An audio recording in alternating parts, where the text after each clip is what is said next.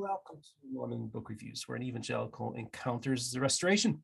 I'm your host, Stephen Pynakker, and I'm very excited to have a very special guest on. His name is David Sanders, and he has a podcast called the Mormon Renegade Podcast. Welcome to the program, sir. Dude, I'm excited to be here. I appreciate you having me on, Steve.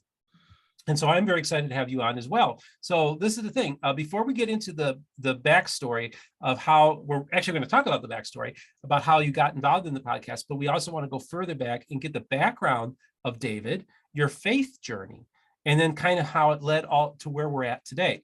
So I guess my very first question to you, Dave, is tell me about your faith background. Tell me what kind of house you were raised in. Were you raised LDS, fundamentalist, or what have you? So no, I'm the only Mormon of any branch on either side of my family going back forever. As far as what it was like as a kid, there was always talk of God in the house, right? I mean, it wasn't like it was a taboo subject, but my parents were very unreligious, right? And they were, which was good because it left them pretty non-judgmental when they encountered other people, right? Whether they happened to be Mormons or Catholics or Protestants, whatever it was. So they were pretty open that way.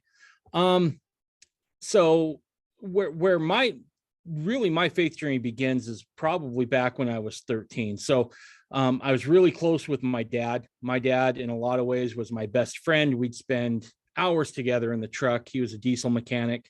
And just real quick, where are you from originally, just so we know the originally, I was born in Petersburg, Alaska.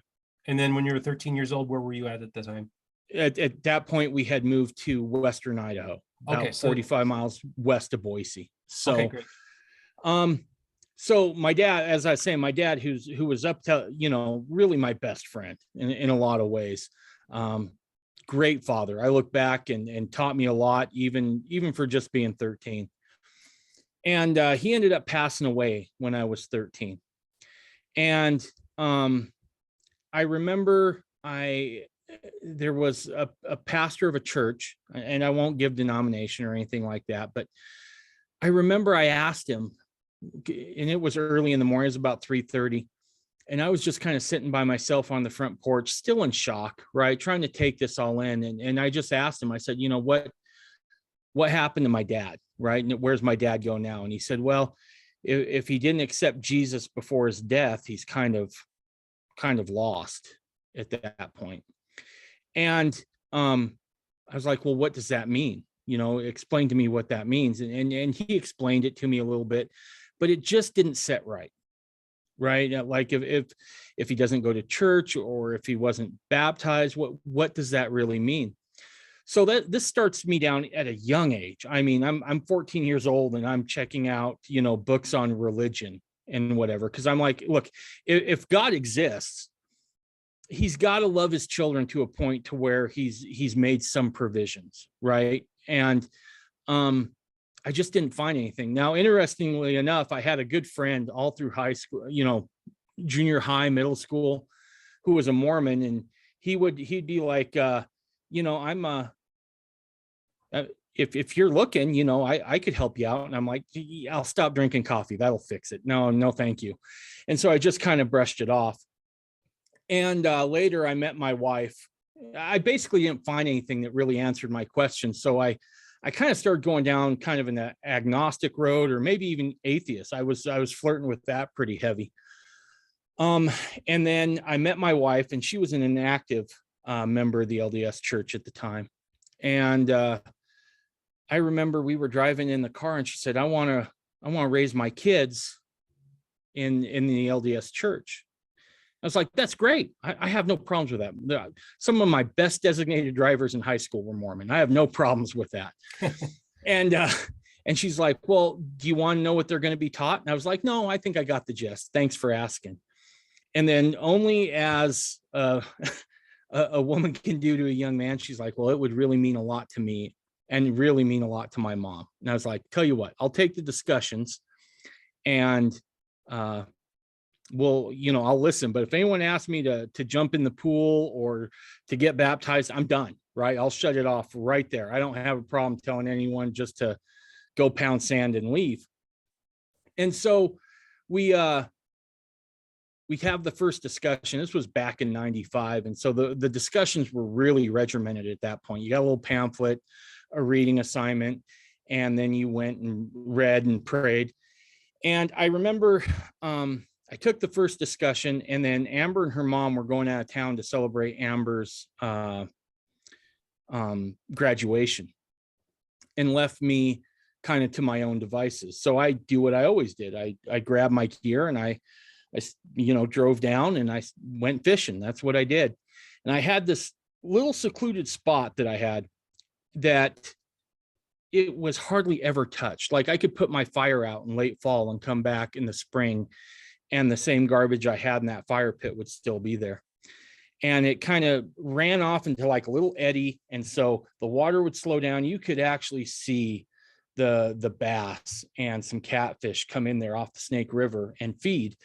And I was always able to drop my line in the water and pull out, fish to eat. It wasn't a second thought to me. So I go home, I unpack my bag, and I throw all this other stuff in this bag to get me through the night. And I drive down and I start marching, and it's about a 30-mile drive from my house. And I start marching back, and it's about a 5-mile hike after the drive. And I get there and I set up and I put my pole in the water and I start a fire, and nothing happens. Now I can see the fish down there, but nothing is happening at all. And, it gets dark, and I'm like, well, it's kind of too late to hike out now. I guess I'm just going to go hungry tonight. And then tomorrow I'll hike out and I'll, stop at a diner and have some biscuits and gravy, or, that was my go-to. And so I'm driving out. I mean, I'm just sitting there by this eddy, and the fire's going, and I'm like, I don't even know what I'm going to do with myself for the rest of the night. And I happened to glance over at my bag, and I'd forgot to take the Book of Mormon out of the bag. I could see the cover, and I was like, well, there's no one around to watch me read. I guess I can do this. So I picked up, and back in those days, it was always directed to, go to Moroni's promise, right? About, if you pray about these things, you'll get a witness. And I'll be honest, I read that and I was like, yep, it sounds a lot like the Bible, right? I wasn't too terribly impressed. And, but again, I wasn't doing anything else. So I was like, let's just read on. So I just started reading chapters, right? Just at random. And I remember the one that really left an impression was the story of Abinadi, right? Where he's testifying before King Noah.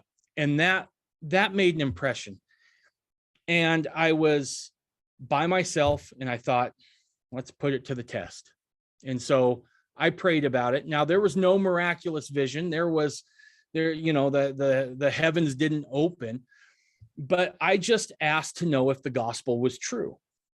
Now, what I didn't understand at the time that would play a major role later was I didn't ask to know if the LDS church was true. I asked to know if the gospel was true. And again, there was no miraculous vision, but I received a witness that it was.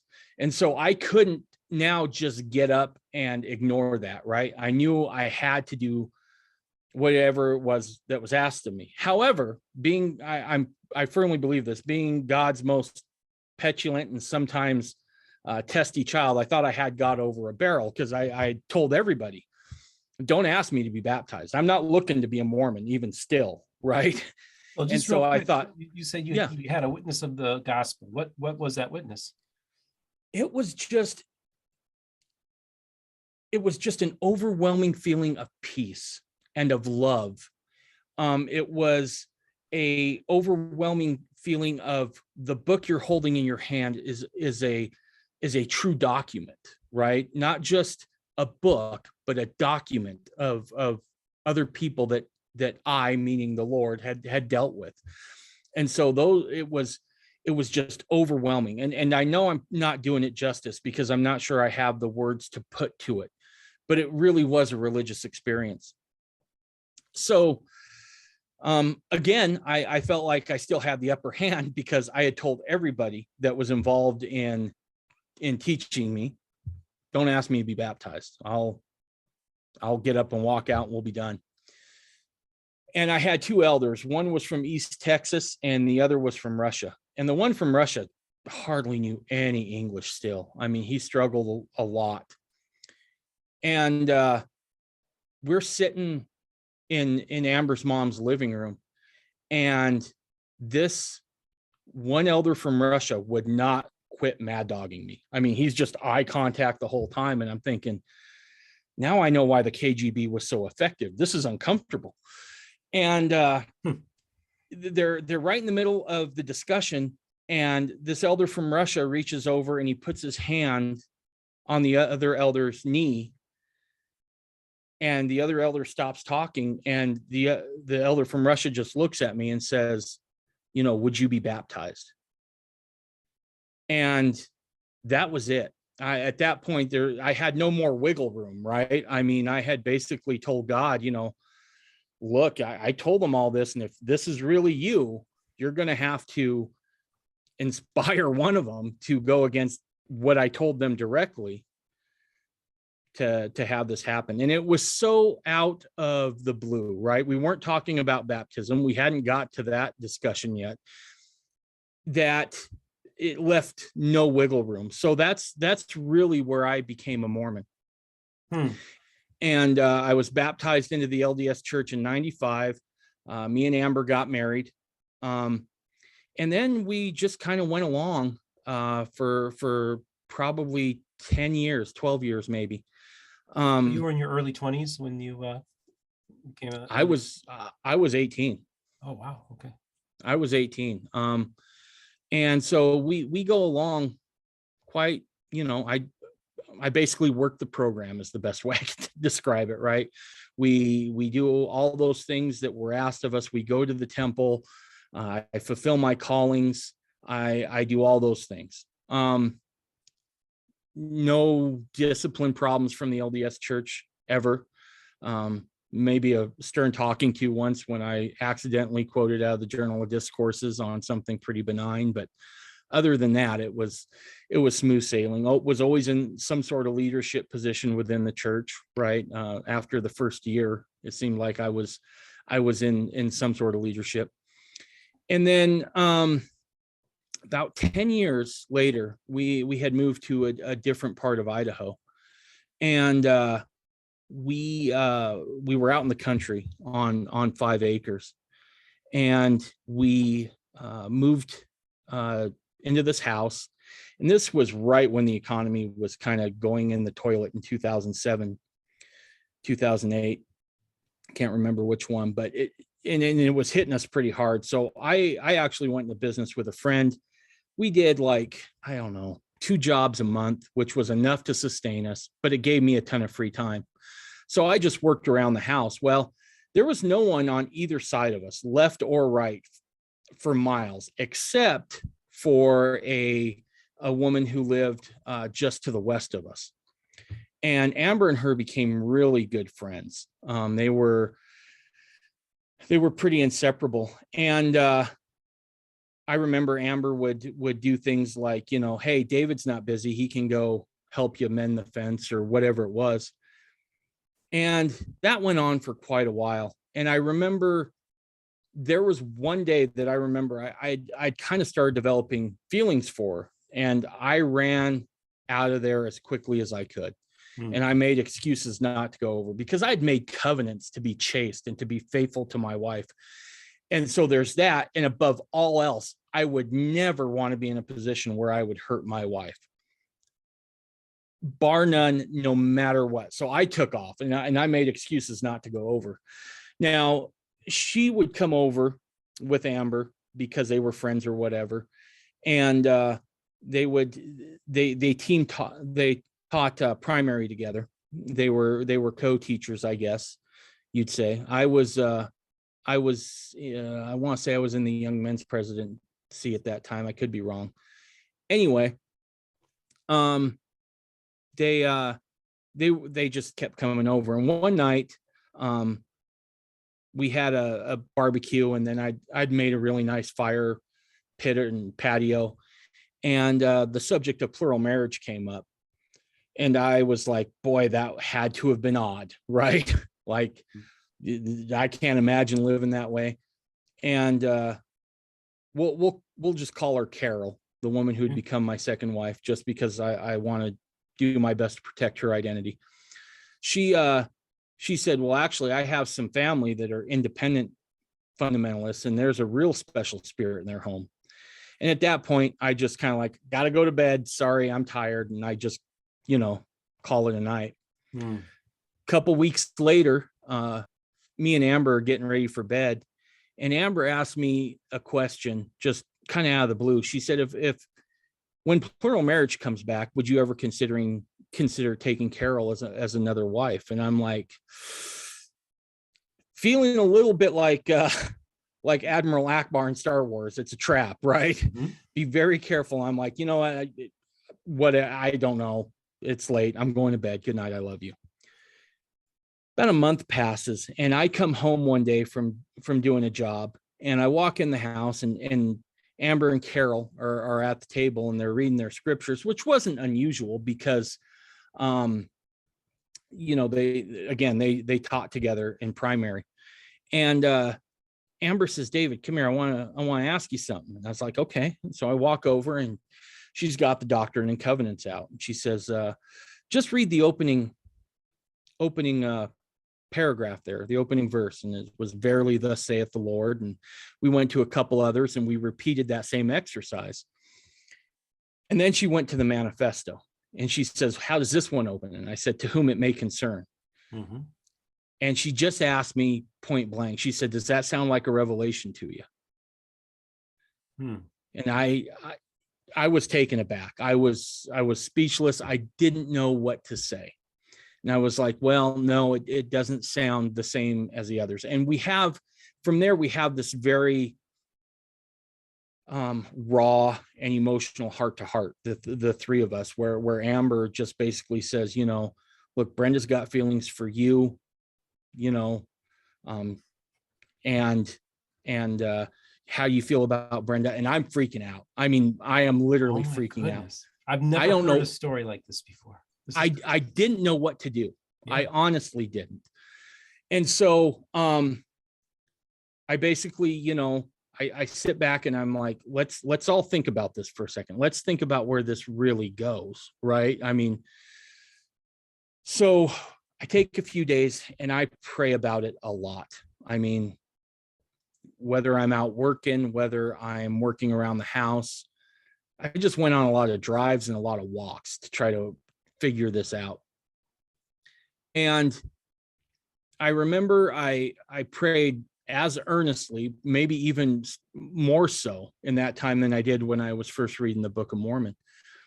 And I just asked, God, is this your will? Because if this is your will, you got to let me know, because I'm not your guy. Right. And it was the same feeling I had when I read the Book of Mormon that came over me, stronger in some respects. And so we all come back to get. Go ahead. Well, no, this is a fascinating story. I wanted to continue. We don't really do a whole lot of talk about your backstory, so I'm just hearing this for the first time, and it's really fascinating to me. I usually, the story as it normally goes, it's the husband that has feelings for another woman and sometimes starts thinking about polygamy in that context. This was the exact opposite. Your wife actually was the one that converted you to the idea of practicing the principle. Yeah, and again, she was fairly inactive most of her life in the LDS church, right? So it's not like I could see this coming, right? I mean, I just had no feel for it. But so we come back together, and I said, okay, I feel like the Lord is telling me that this is okay. And both the girls are like, yeah, we've known for a while. We're kind of waiting for you. And I said, if we do this, God's got to be at the center of it. Because if not, this thing's going to fall apart quickly and horribly. And it's got to be, God's got to be in the middle of it. So that leads me to start looking for a way to get married, right? Because again, I'm not doing anything unless I feel it's sanctioned. And so I search high and low. And then I discover a book by Ogden Kraut. I can't remember which book, but in it, he talked about a solemn covenant where basically you can go before the Lord, you and your spouse and your soon to be spouse, and make a covenant. And that covenant will suffice until you can find proper priesthood authority. So that's what we did. In the meantime, I kept searching, right? I mean, it's not like I could go to my LDS bishop and be like, dude, guess what? You know, he's not having any of that. At the same time, we're not ready just to stop attending the LDS church. It's the only thing we got, right? Mm-hmm. So I'm literally going to church with being a polygamist, a practicing polygamist. Called as elders quorum president. I mean, do a bunch of different stuff while I'm there, still searching. And now as I'm searching, I find proper authority. I end up finding things like the Adam God doctrine. I find things about how the temple ordinance has been just butchered.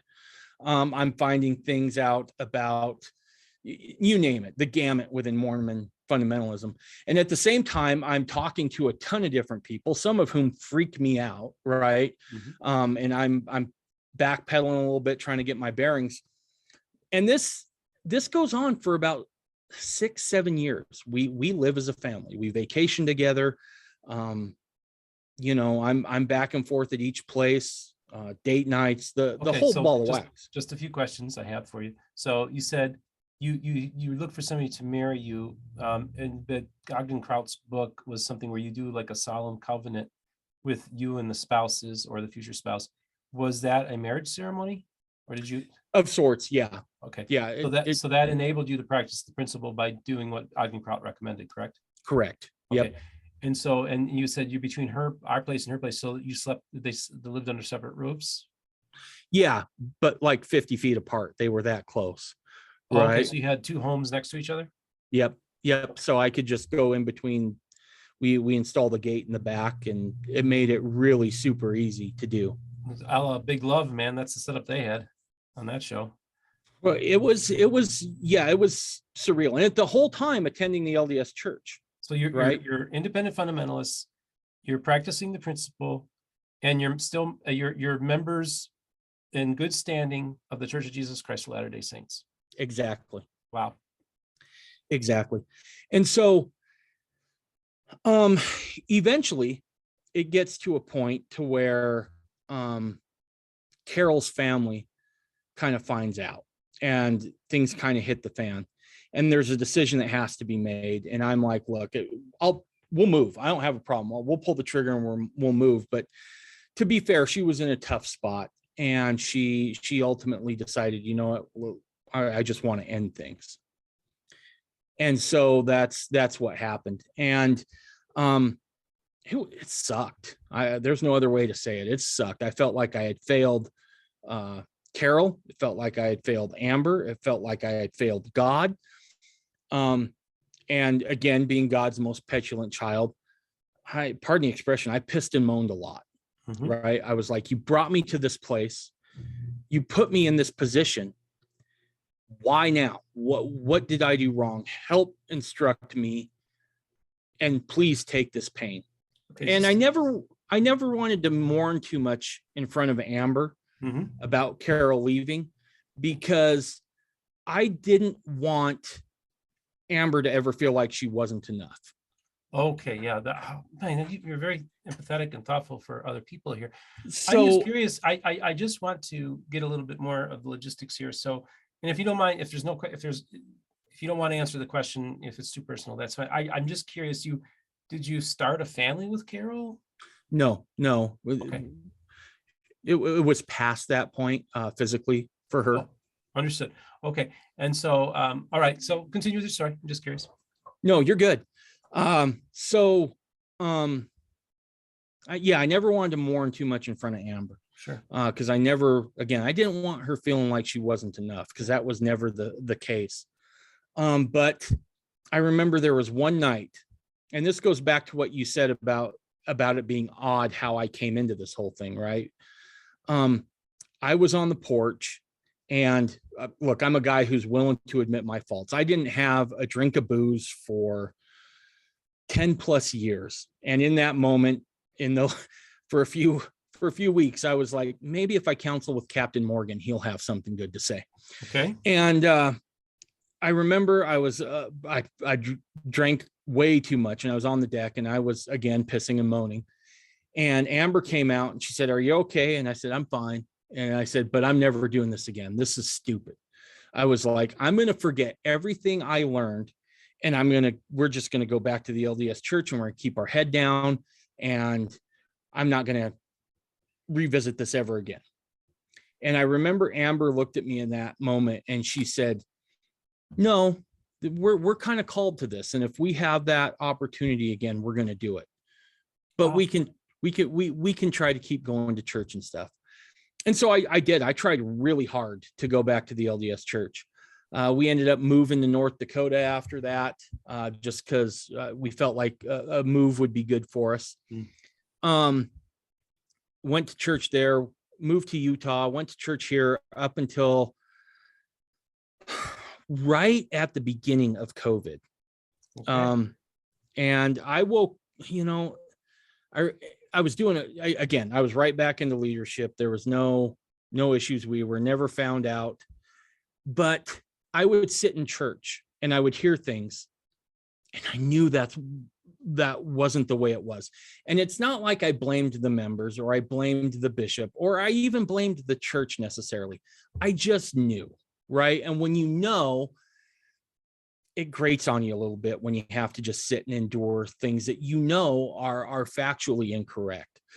And I remember there was a morning that I woke up and I was getting ready. I had to do a Zoom meeting for church because we're in COVID now. And I just remember looking in the mirror and having this moment of, if you don't start getting just damned honest with yourself in a big hurry, you're going to lose exactly who you are. And so it was at that point that I resigned, that I basically told my leaders at the LDS church, I'm not coming back. I believe X, Y, and Z, and this just isn't working for me. I've done enough mental gymnastics. And the other thing that got me was they made a few more temple changes that I felt like really crossed the line. And I was just like, I'm done. I can't do it anymore. I've done the mental gymnastics and I'm done. And so I just hung it up. And at that point, started looking around, right, about what I was going to do real seriously. Wow. And that was kind of the genesis of how I got to where I'm at now. Wow. So it's just a really interesting story, and it's fascinating because I first encountered you last fall on a special Zoom call on a Saturday night. And it was a really interesting evening because basically you joined a group. I did. Yep. And you and so this group asked that I would maybe interview some members of their church during the general conference, and you were one of their newest baptized members into the church. I was. Yep. And I remember it was so funny because I remember you're sitting in the back table, I'm kind of watching you, and it seems like somebody else comes in the room and you keep on getting bumped. Somebody else will walk, it's just kind of funny. I was like, that poor guy in the back there, he's got to talk. And of course, then finally you come, and this is a fascinating interview, folks. I mean, I interview people from like 17 years old to 87 years old, right, and every demographic in between. And I didn't know who was going to step in front of that camera. So it was one of the most interesting Saturday nights. I tell people it was one of the greatest Saturday nights I've ever had. And I said, now I used to go out and party all the time. And I can tell you that it definitely makes the top 5 all-time greatest Saturday night of all time, except the difference is I remember that one. And it was an interesting thing. And when I took, my biggest takeaway from it was I could be neighbors with any of those people. And it really touched me. So I remember you came on last, and I remember I'm sitting there thinking, it's getting late at night. I'm like, and I got to wrap things up with Benjamin, and I think I have to use the bathroom a little bit. So my neighbor who watched the interview went to me and said, that poor guy at the end, you kind of cut him off. I said, I know, I felt so bad. And I wanted him to hear more of a story, but I'm so glad that you got to come on tonight and talk about your backstory, because it's really fascinating. But I think it was really cool. I didn't feel like I was cut off at all. And as far as you noticing me in the back, I'm a fairly bigger guy. I'd be worried if you didn't notice, right? I mean, I have an excess of table muscle. So, I mean, yeah, it wouldn't be hard to spot me back there. So. Well, it was a real pleasure meeting you that night. And I just felt like there was a real, like, just the people were very nice and kind and gentle and They are enthusiastic and just a good group of people. And, I think that it was, like I said, it was very eye-opening because it was that I always tell people it's probably my biggest surprise starting this channel. What I didn't see coming was I didn't realize how normal most polygamists are. Yeah. Yeah.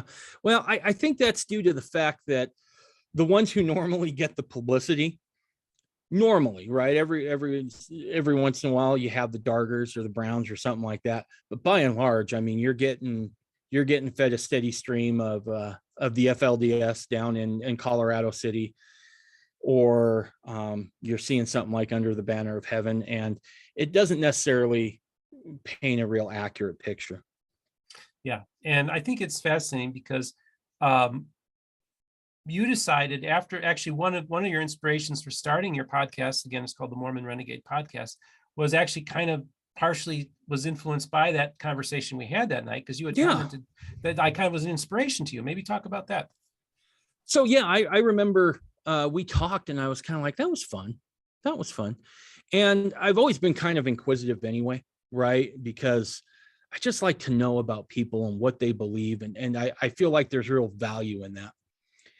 And so I kind of thought about it. It's like, well, maybe I could do a podcast like on, my career, right? Or because I've had a lot of cool experiences there, or, just sports or something like that.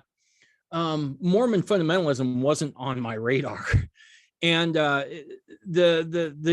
how I came to think about a Mormon fundamentalist podcast was I was actually working out of town. So this is one of two things. It's either, me being moved by the Spirit, or it's a bad slice of pizza, and time will tell which one that is. But I remember I was just laying in bed in this hotel room, hundreds of miles from home. And I can never sleep good anyway when I'm in a hotel away from the family for work. And so I'm just staring up at the ceiling, and I remember thinking there's got to be more that I can be doing other than just going to church and raising my family. What else could I do? And the idea of starting a podcast from a Mormon fundamentalist kind of sprang up. And I thought, well, that's stupid. Why would I don't want to be that guy? And so I kind of shelved it. And then a couple weeks later, I just found myself continually thinking about it. And when I started the podcast, was like weeks before Under the Banner of Heaven came out, and then Prophets Pray, Keep Sweet came out, and a couple other things. And I feel like as fundamentalists, I think we're in a fundamentalist moment, so to speak, because all these things are coming out.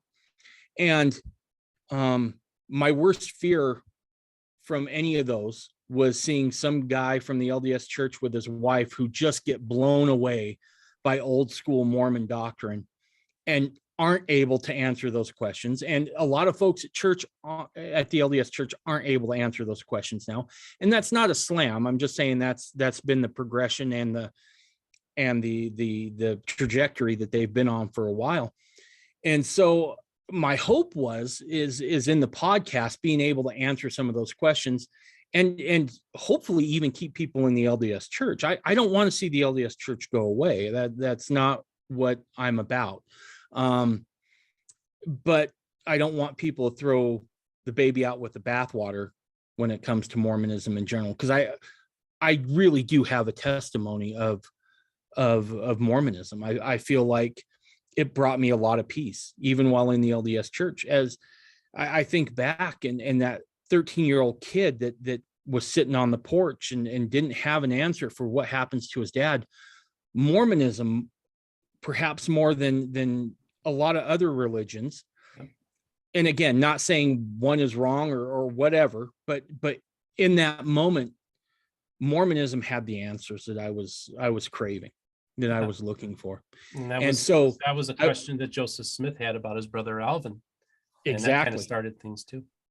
Exactly. And so the podcast isn't geared towards tearing down the church or anything else. In fact, I hope that people stay in the LDS church, with that. I think that's fascinating. I like the approach you've taken, and I like you've studied the history, and it's so funny because I'm going to be the ref for the kickball game at Sunstone between the fundamentalists and the ex-Mos, and doing that kickball tournament. You're going to be talking to two groups of people that know a heck of a lot more about Mormon history than your average church going, pew sitting TBM. Yeah. And in the age of the internet,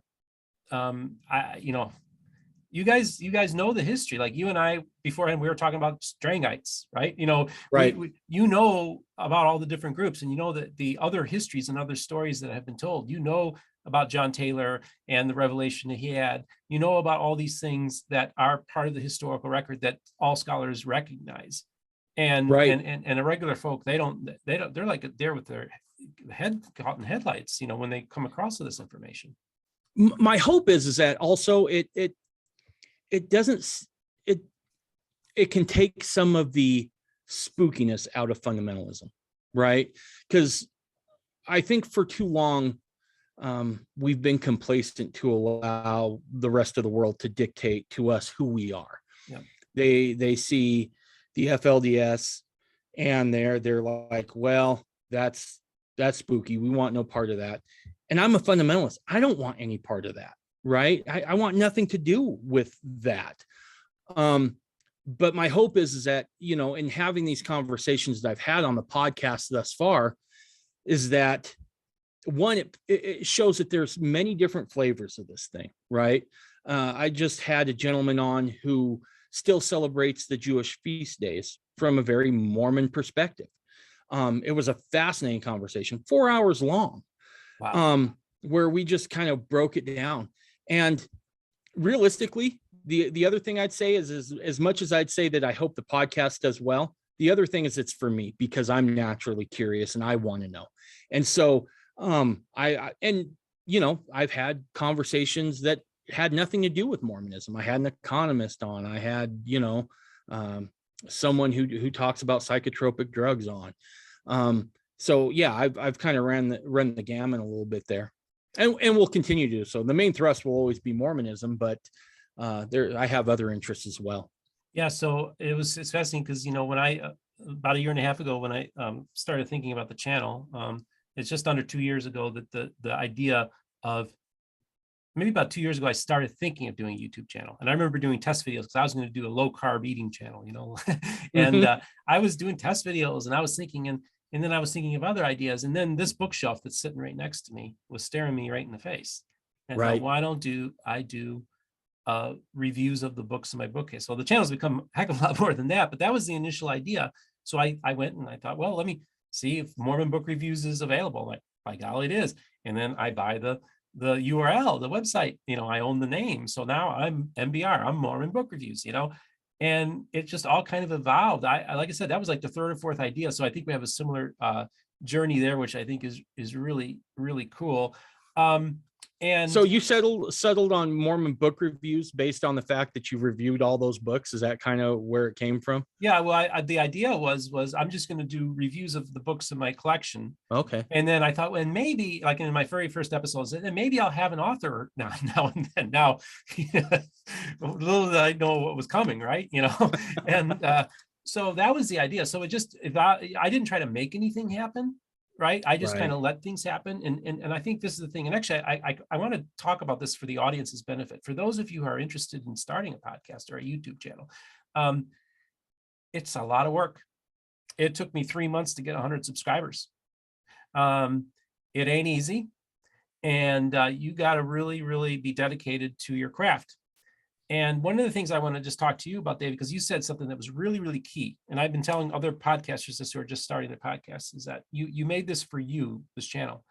And I tell people, I made this channel is for an audience of one, for me. And I was talking to like the biggest podcaster in Mormon podcasting. I had breakfast with him, and I went to him and I made that comment. It's for an audience of ones. He goes and he says, my best episodes are when I'm doing the episodes I want to do. But because he's so big, he's pulled in so many different directions, and he feels like he has to do this and do that. But he said, yeah, my best stuff is when and that's the key thing. Keep it centered on what you're interested in, and not try to, and then just have your audience come along for the ride. So what are your thoughts? You just start your podcast. Does that seem to jive with you? Yeah, absolutely. Because I think it makes for good conversation, right? I don't like the format of, I just want to sit down and interview you and pick your brain. Mm-hmm. Right. I like conversation. And so I set the podcast up so it didn't feel like Sunday school. It didn't feel like a sacrament meeting. I mean, I got a heavy guitar riff on my intro because that's who I am. Right. I like rock music. It's who I am. And so absolutely. And because if you're engaged, if you're interested, the questions flow easier. Yep. I don't use a script. Right. Yep. People will ask me when they come on, what do you want to talk about? And I'll give them a rough outline. I'm like, look, just know we're going to go where this conversation takes us. Yep. Likewise, I'm respectful. If you don't want something to put out there, I'll make sure I edit it out. But it really is just a conversation, just two people sitting down at a table talking about stuff. Yeah, I think the best podcasts do that. Now, when I first started, I have notepads full of notes, and I still do. And I would, but when I first started for an interview, I would have 3 or 4 pages of notes. Mm-hmm. And as I got more and more comfortable with it, less and less notes for the interview, to the point that I went to you, David, today before we went on. I said, hey, did I take any notes? You remember me taking notes? Right. Then, I found the note. It was just Mormon Renegade Podcast. That was the only note I wrote for our pre-conversation. So I found so for those of you who are wanting to start a podcast, don't try to do too much. Don't try to pack in too much information. Don't try to show how much you know, because if you ask a good question, people will know that you know a lot. So you don't have to go and give 50 different things that you think, let me show how smart I am, how much I know. It's just slow down and just ask good questions. And the people in the audience will understand, like, okay, this guy knows what he's talking about. You know what I'm saying? Oh, absolutely. I've made the comment several times on the podcast. I'm a clown with a microphone, right? I mean, I'm there this podcast just gives me an opportunity to talk to some really cool people I normally probably wouldn't have the opportunity to talk to anyway. And I do it because I want to know about their experience, or I want to know about how they express Mormonism in their lives, or I want to know about what's really going on with the economy in the case of Kelsey Williams that I interviewed. Right. So yeah, those are really, keep it for yourself. I think you're 100% correct. I think if you try thinking about things too large, I think you're going to get off into the weeds pretty quickly. And you told me you actually had some Christians reach out to you that are listening to your program. I did. I had a Calvinist reach out to me, and this wasn't very long. This was like episode number 2, where he'd reached out to me and said, man, I really felt the Spirit in that episode, and it brought me some peace, and I want to thank you. And we still communicate back and forth. He's a great guy. Interesting. So we've got a fundamentalist talking to Christian fundamentalists. In one sense, right? Yeah. And so then I think that's really cool that you're and so far, let me just ask you, what has been your biggest surprise since starting the podcast? Just the response. I mean, of course, and his message was really heartfelt. I won't go into detail because I want to protect his privacy, but he'd been through a loss, and the fact he could say, gosh, listening to this podcast, brought me a little bit of peace on this subject. That was heavy. And that was something I wasn't prepared for, right? I wasn't prepared for messages I get through Messenger saying, thank you so much. We've been waiting for this or thanks for doing this, just whatever it was. I wasn't prepared for that because, again, I really am a clown with a microphone, right? Mm-hmm. I said on my very first episode that was 10 minutes long, where I kind of introduced the podcast, I'm not your priest, I'm not your rabbi, I'm not your bishop, I'm not your prophet, right? I'm just a guy with a microphone who's curious about some stuff. And that's where I've always maintained where I want to be with this. I don't, but to get the feedback that I have has meant a lot. I'm glad that people are getting something from it. Yeah, that's the biggest. I mean, just yesterday, I'm just the little things. So yesterday, I'm hanging out with some friends, and I get a message, and the guy's like, "Hey, I like your new hat, that I wore on the interview, that I released that night." It's like people are paying attention, and people's lives, and this is the thing, I get stuff all the time from people who tell me their lives are changed or turned upside down, whether it was my interview on Mormon Stories or whether it's the stuff that I'm doing. People say I'm their church service.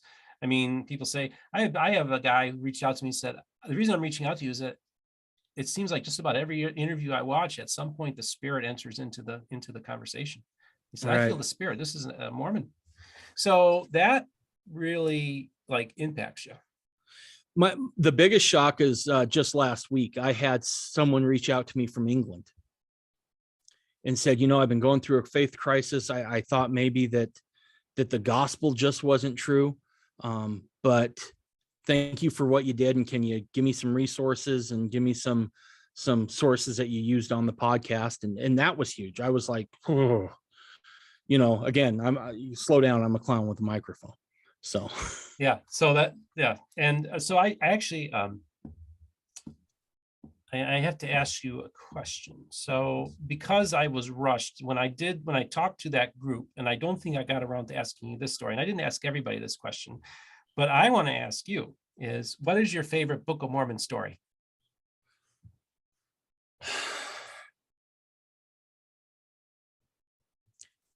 Third Nephi, where Christ is about to leave and the people are just aching for the Savior, and they cry at his feet, and he stays a little longer, and he heals everybody that comes to him. The children are encircled by angels. I love that story because I think, no, let me rephrase that. I know that's who Christ is. Christ still heals, right? We hear about reports of miraculous healings, and that happens.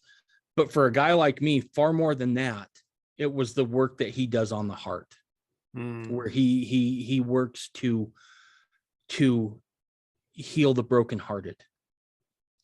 And in that moment, that the people are just aching for him is how I feel often. It seems like whenever I make a little bit of progress towards a Savior, his light illuminates just how broken I still am and still need him. And so to me, that's one of my favorite stories there. And let me just ask you, who is Jesus to you? Oh, he's my Savior. He's my confidant. He is my hope. I mean, he's where I go for solace. He's everything. I don't know how else to say it. Okay. That's awesome, dude. I just have a little follow-up question about, I don't know exactly when we'll be airing this episode, but maybe give us a preview of some future guests that you're going to be having on the program. I'm not going to drop names yet because we're still in the process, but someone on health and fitness, which has been a personal journey now for me for about 6 months solid. Another on some historical stuff that everyone will recognize the name when it comes. Awesome. But I'll ask you off camera who that is. Yeah, absolutely. And then another professor. Great. Well, I'm excited for your new channel, the Mormon Renegade Podcast. It was a great conversation we had today. Was there any final words you'd like to share with the audience? Really just, we touch a little bit on folks who maybe want to start a podcast. I would say do it, right? Just do it. Don't think about it too much. We live in a remarkable age where the middleman is slowly being pushed to the side. The gatekeepers are being pushed to the side. And that's a great thing. Even if you want to start a podcast about Mormonism, there's room. My voice is one voice in this thing, right? Your voice is one voice in this thing. And there's a ton of different expressions for Mormonism. So if you feel called to that, if you feel like that's something you should do, you should totally do it. The other thing is, you find yourself in moments of faith crisis. Don't throw the baby out with the bathwater. There's always answers. Be patient and you'll get there. Be patient and you'll get there. Wise words, Mr. Sanders. Appreciate it. No problem. And I love you, man. You're awesome. I love you too, Burrow. So I just want to remind my audience to don't forget to like and subscribe and hit the notification button for when a new episode comes out. Also, just a reminder, the merch store is open. Go to MormonBookReviews.com. You can get some of this merch here. This is one of my new shirts that I got, which I think is really cool. Check it out, MormonBookReviews.com. For those of you who would like to support the channel financially, I would just recommend that you go down into the description and you can have places where you can give contributions to us on PayPal and Patreon.